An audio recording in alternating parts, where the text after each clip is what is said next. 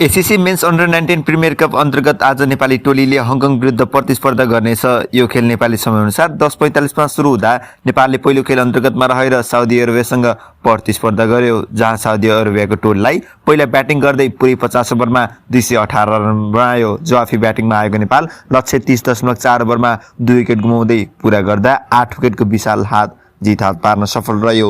यो सँगै एसिया कपमा प्रवेश गर्ने मौका नेपालले जीवितै राखेको छ। साउदी अरेबियालाई 8 विकेटले हराउने क्रममा नेपालले ब्याटिङमा नीरज कुमार यादवले भने शतकीय पारी खेलेका थिए। उनले 90 बलको सामना गर्दै 13 चौका र 1 छक्काको मद्दतमा 114 रन बनाए। त्यस्तै निश्चल छेत्रीले भने अभिजित 63 रनको योगदान गरे। हङकङ र नेपालले दुवैले साउदी अरेबियालाई हराउँदै एक आपसमा भिड्न जाँदैछन्। हङकङले भने साउदी अरेबियालाई 15 रनको अन्तरालले हराएको थियो। यस अर्थमा पनि हङकङको टोली नेपाली टोलीभन्दा अलिकति कमजोर नै छ भन्न हामीले अड्कल लाउन सक्दछौँ। ग्रुपको पहिलो हुने टोली मात्र अर्को स्टेजमा जाने हुँदा यो खेल दुवै टोलीका लागि महत्त्वपूर्ण रहेको छ।